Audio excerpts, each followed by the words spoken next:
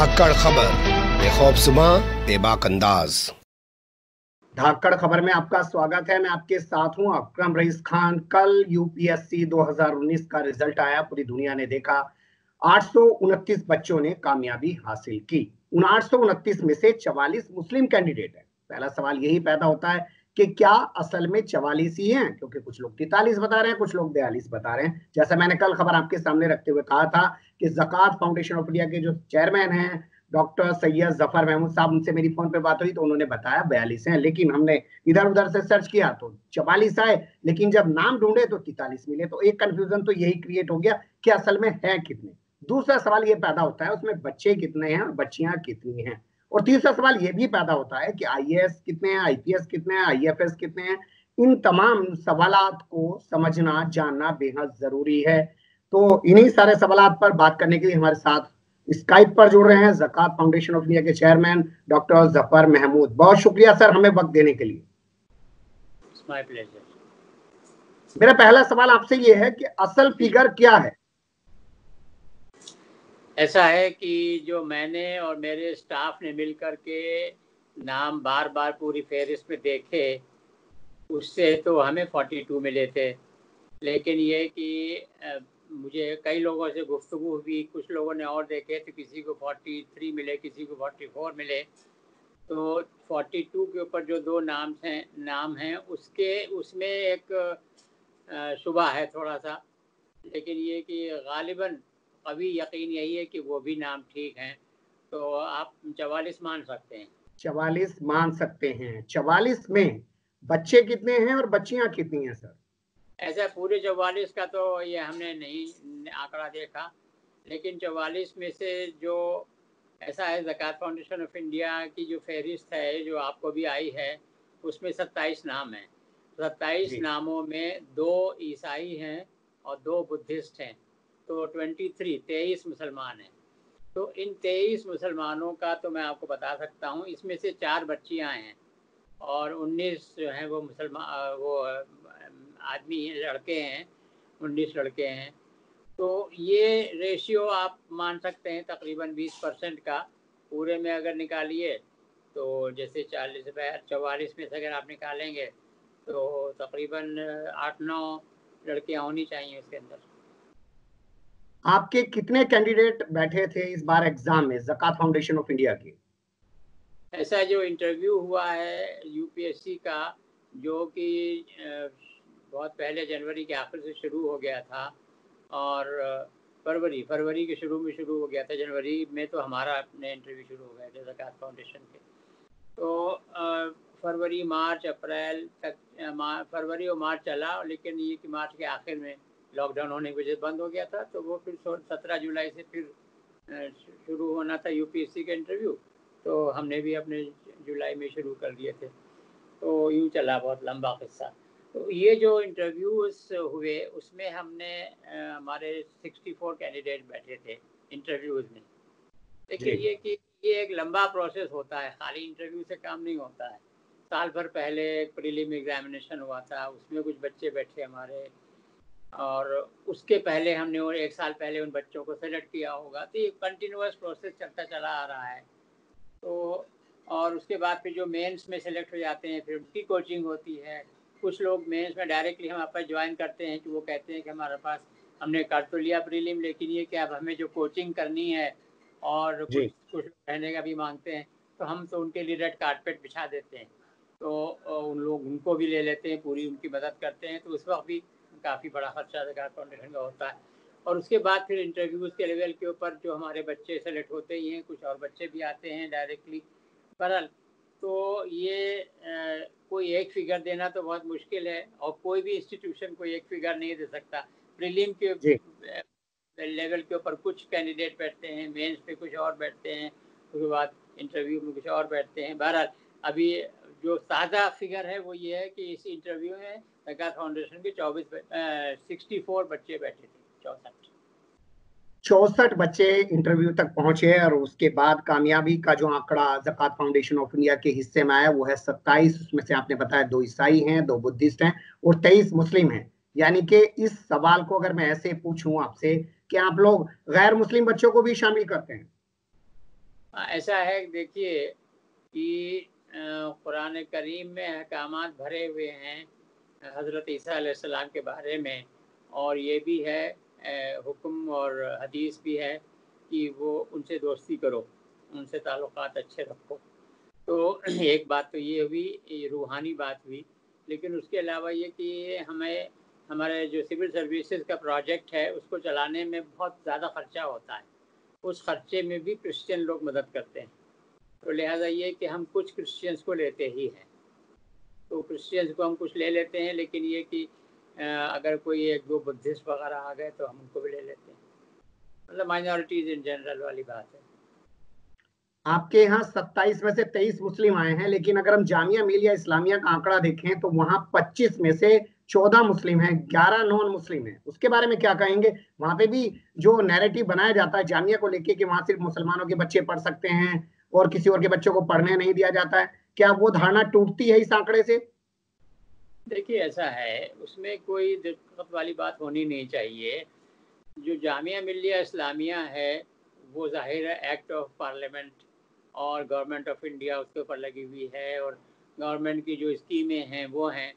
तो गवर्नमेंट की जो स्कीम है सिविल सर्विसेज के लिए हेल्प करने के लिए, फाइनेंशियल हेल्प देने के लिए, उसमें यही है कि minorities and scheduled caste and backward classes and women, चार चार कैटेगरीज हैं। और जामिया या कोई भी इंस्टीट्यूशन ये नहीं कह सकता जो गवर्नमेंट से हेल्प लेता हो, वो ये नहीं कह सकता कि हम कोई एक कैटेगरी नहीं लेंगे या एक ही लेंगे। तो लिहाजा ये कि एक जामिया की अपनी चॉइस है, जामिया मिलिया इस्लामिया की, कि साहब ठीक है हम गवर्नमेंट की मदद से चलाएंगे इसको, ज़ाहिर बहुत गवर्नमेंट से हैवी हेल्प मिलती है। तो लेकिन ये कि गवर्नमेंट के रूल लगते हैं उसके ऊपर। गवर्नमेंट के रूल मैंने आपको अर्ज कर दिया, तो उसमें खाली मुसलमानों के लिए नहीं, सारी माइनॉरिटीज़, और उसके साथ साथ शेड्यूल कास्ट, उसके साथ साथ जो औरतें और बैकवर्ड क्लासेस, लड़कियां और बैकवर्ड क्लास। जामिया हमदर्द में महज 6 बच्चे पास हुए हैं, जिसमें से 2 मुस्लिम हैं। वहां का फिगर क्यों नहीं बढ़ता है? वो घटता ही क्यों जा रहा है उनका फिगर? मेरे ख्याल में आप मुझसे दूसरे इदारों के बारे में न पूछें तो ज़्यादा अच्छा है। दूसरे इदारों के बारे में उन्हीं इदारे वालों से पूछिए तो ज़्यादा अच्छा है। तो लेकिन ये कि इन जनरल मैं ये कहूँगा कि मिल्लत को और ज़्यादा तवज्जो देने की ज़रूरत है, बड़ी गहराई में जा कर के और बहुत ज़्यादा बेलौस हो कर के तवज्जो देने की ज़रूरत है। और ये एक दो दफ़ा काम करने से होता नहीं है। ये एक परसिवरेंस जिसको अंग्रेजी में कहते हैं, मुस्तकिल लगे रहो 365 दिन। मैं आपको अर्ज करूं कि मैं ये जो ज़कात फाउंडेशन ऑफ इंडिया से शुरू हुआ है, ज़कात फाउंडेशन ऑफ इंडिया तो 1997 में 1997 में ही बन गई थी, और बाद में 2001 में रजिस्टर भी हो गई। लेकिन ये इसमें बाकी काम होते थे, ये सिविल सर्विस का काम नहीं होता था। जब सच्चर कमेटी की रिपोर्ट आ गई और सच्चर कमेटी ने कहा कि साहब मुसलमान हर मामले में पीछे हैं, और उसकी जो बुनियादी वजह है वो ये है कि मुल्क की हुक्मरानी में, गवर्नेंस में मुसलमान अपनी परसेंटेज के मुकाबले में बहुत कम है। तो उसमें कुछ करना चाहिए। तो जाहिर है गवर्नमेंट ऑफ इंडिया ने तो कुछ किया नहीं उसमें। तो हमने ये तय कर लिया उस वक्त, क्योंकि मैं खुद ही ऑफिसर स्पेशल ड्यूटी था प्राइम मिनिस्टर की तरफ से सच्चर कमेटी में, तो उसमें मैंने ये तय कर लिया कि हमें ही काम करना, हमें मीन्स मिल्लत को ही काम करना है ये। तो उसमें बाकायदा हमने तंजीमी तौर के ऊपर शुरू कर दिया। Sir Syed coaching and guidance centre for civil services बना लिया 2007 में। 2006 नवंबर में सच्चर कमेटी की रिपोर्ट आई थी, और 2007 में ही हमने ज़कात फाउंडेशन के तहत एक और तंजीम कायम कर दी, इदारा कायम कर दिया, sir Syed coaching and guidance centre for civil services. तो अल्हम्दुलिल्लाह अब तक कामयाबी हुई है, आपको मालूम है। लेकिन उसके पहले मेरा खुद सिलेक्शन सिविल सर्विसेज में 1977 में हुआ था। तो 1977 से लेकर के और 2007 तक, कितने साल में? 30 साल। ये 30 साल इनफरादी तौर पर इंडिविजुअल कैपेसिटी में हर साल लगातार गवर्नमेंट में काम करते हुए मैंने ये काम किया है। मैं जहाँ जहाँ पोस्टेड होता था, इवन नागपुर से छुट्टी लेकर के अपनी, यानी मुझे छुट्टी का जो एंटाइटलमेंट है उसका इस्तेमाल करके, और मैं जामिया मिलिया इस्लामिया और अलीगढ़ मुस्लिम यूनिवर्सिटी के जा करके वहाँ हॉस्टलों में इतवार के दिन बच्चों को लंच के बाद जमा करके और उनको बताना, समझाना, बुझाना और गाइड करना वगैरह वगैरह, ये काम करता रहा 30 साल तक अल्हम्दुलिल्लाह, और उससे बहुत अच्छे नताइज निकले। मैं एक चीज यहाँ पे जानना चाहता हूँ कि 2007 से जो काम करना आप लोगों ने शुरू किया, उसके जो नताइज हैं अगर आंकड़ों में जोड़ें तो कुल अभी तक आपके यहाँ से कितने बच्चे निकल चुके हैं 2019 तक? जी, तो अल्हम्दुलिल्लाह अभी तक हमारे यहाँ 123 लास्ट ईयर तक हो गए थे और 27 अब हो गए, तो 150 बच्चे जो हैं ज्वाइन कर चुके सिविल से, 150। इसमें कोई आंकड़ा आपके पास है? आईएएस कितने हुए, आईपीएस कितने हुए, आईएफएस हाँ, कितने हुए? अब वो एक्चुअली अगर आप वेबसाइट पे जाएंगे, zakatindia.org वेबसाइट है ज़कात फाउंडेशन ऑफ इंडिया की, और उसमें सिविल सर्विसेज का पेज क्लिक करेंगे तो वो सारा ब्रेकअप हर साल का दिया हुआ है, हर साल का कितना तकरीबन। इसमें से मेरे ख्याल में कोई 20 अदद तो आईएएस में हैं और 25-30 के करीब जो है आईपीएस में होंगे और 40-45 आईआरएस में होंगे। बाकी बहुत सी सिविल सर्विसेज और भी हैं बाकी उसमें। अभी जो 44 का फिगर है इस साल का मुस्लिम बच्चों का, उसमें आईएएस, आईपीएस, आईएफएस कितने हैं? कुछ आप लोगों ने निकाला हो, कोई आंकड़ा आपके पास हो? नहीं, ऐसा है, देखिए मैं आपको अर्ज करूं कि एलोकेशन ऑफ सर्विसेज जो है वो कई महीने के बाद होता है, रिजल्ट निकलने के कई महीने के बाद allocation of services home ministry की तरफ से होता है। लेकिन जो आमतौर से होता चला आ रहा है वो इस साल भी होना है, उसकी बुनियाद के ऊपर एस्टिमेशन मैं आपको दे सकता हूँ। जैसे जी हमारे जो 27 बच्चे हैं उसमें से तकरीबन 6 बच्चे आईएएस में आ जाएंगे इंशाल्लाह।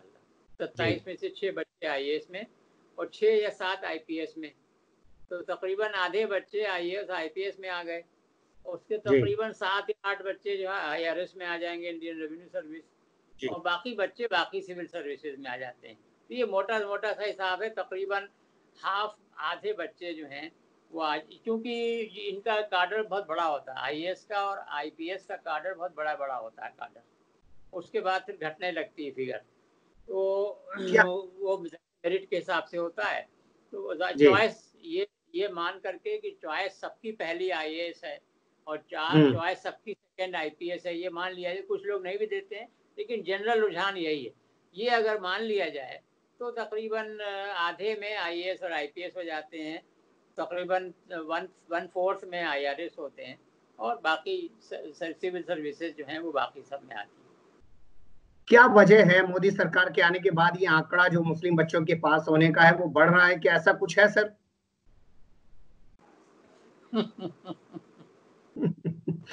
भाई देखिए, ऐसा अभी मैंने आपको अर्ज किया, मैंने आपको तो अपनी वो बताई history in respect of my efforts for civil services जी एम्पावरमेंट। जी। हम्म। लेकिन ये जो 10 साल हैं, तक 2007 से लेकर के अब तक 13 साल हुए, ये जो 13 जी साल है, इस 13 साल के अंदर मैंने खुद ज़ाती तौर के ऊपर पूरे हिंदुस्तान में हर सूबे में 40 मुकामात के ऊपर जी। सिविल सर्विसेज ओरिएंटेशन प्रोग्राम के सेशंस को एड्रेस किया है।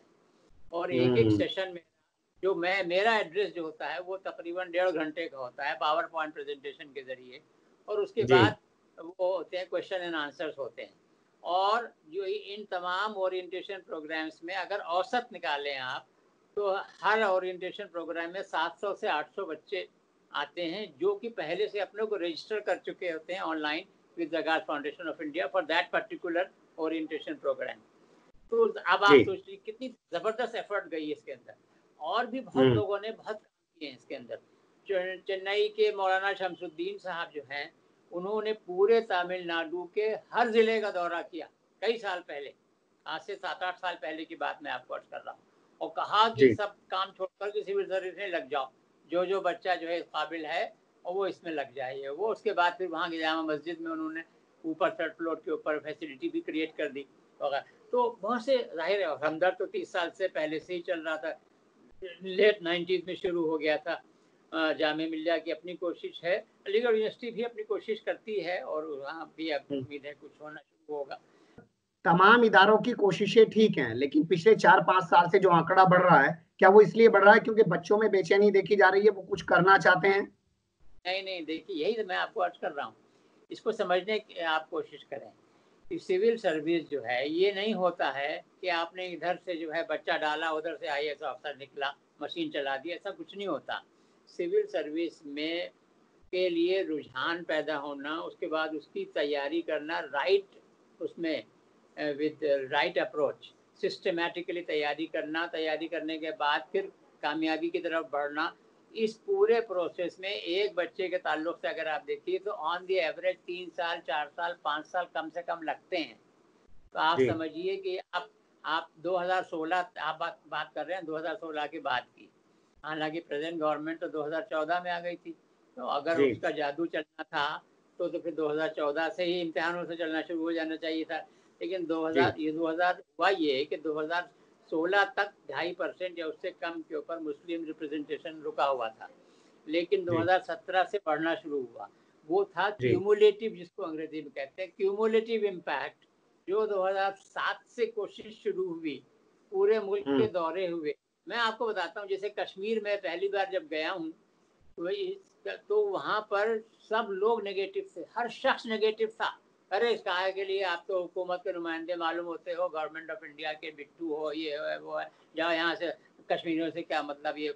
तो लेकिन ये कि हमने उनको समझाया बुझाया कि हम आपके भाई हैं और आपसे हम प्यार करते हैं, हम आपको बताने आए हैं कि मौका है, आप कोशिश कर सकते हैं। वहाँ फिर सब लोगों से मिले जुले ये वो, तब आहिस्ता आहिस्ता आहिस्ता करके तब यहाँ तक बात पहुँची कि अब वहाँ बड़ी तादाद में कश्मीरी बच्चे बैठने लगे शुरू। तो ये पूरा एक प्रोसेस होता है और हर बच्चे का इंडिविजुअल मेरा भी प्रोसेस था। मैंने जो है 1974 में पहली बार सोचना शुरू किया, क्योंकि एक डेलीगेशन गया था दिल्ली से, सैयद हामिद साहब मरहूम अल्लाह उनको जो मकामात आला मकामात से नवाजे, चौधरी आरिफ साहब, चौधरी तैयब हुसैन, जनरल शाह नवाज, बहुत से लोग यहाँ से गए थे और वहाँ हम लोगों को इसी तरह से उन्होंने तरगीब दी। तो हमने बैठना शुरू किया। 1975-76 में जीरो कुछ नहीं हुआ हमारा, 77 में सिलेक्शन हो गया है। तो आप सोचिए 74 से जब से शुरू किया तब 77 में सिलेक्शन हुआ, 4 साल तो मुझे ही लगे। यूजुअली यही होता है। मेरे यहाँ एक बच्ची जो है वो आई और आकर के रही हमारे हॉस्टल में 1.5-2 साल। वो सारी सहूलतें हमने उसको दी, उसके ऊपर बहुत खर्चा किया और आमतौर से 2-2.5 लाख रुपए खर्च होते हैं कैंडिडेट के ऊपर। और उसके बाद फिर वो अपने 2 साल पूरे करके चली गई and out of our life खत्म। उसके बाद उसके 2 साल 2.5 साल के बाद उसका आईपीएस में सिलेक्शन हो गया। तो ये प्रोसेस इसी तरह चलता है। तो ये ऐसा कोई जादू कुछ छड़ी नहीं चलती इसके अंदर, और कोई बहुत अच्छे फैक्टर काम के अलावा सिस्टमेटिक हार्डवर्क के कोई दूसरा फैक्टर इसमें है ही। जी, बहुत शुक्रिया। आपने बहुत अच्छे से तमाम चीजों पे रोशनी डाली और आपने ये भी बताया कि जो सफर इख्तियार करते हैं वही दरिया को पार करते हैं, और चल के तो देखिए मुसाफिर का रास्ते इंतजार करते हैं। अल्लामा इकबाल का शेर सुन लीजिए मुझसे, अल्लामा इकबाल का शेर इसमें जरूर जोड़िएगा।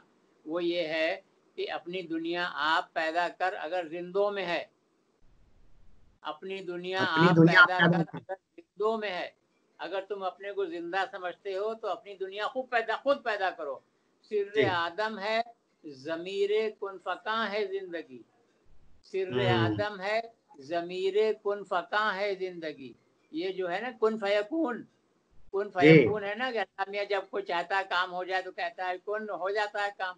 ये पावर ऑफ क्रिएशन है, डिवाइन पावर ऑफ क्रिएशन। तो हम में से हर एक को अपने अंदर इम्बाइब करनी डिवाइन पावर ऑफ क्रिएशन। यही अल्लामा इकबाल समझा रहे हैं कि अपनी दुनिया आप पैदा कर अगर जिंदों में है। अगर हमने अपनी दुनिया खुद पैदा कर ली तो हम कामयाब हो जाएंगे। बहुत शुक्रिया सर, बहुत शुक्रिया।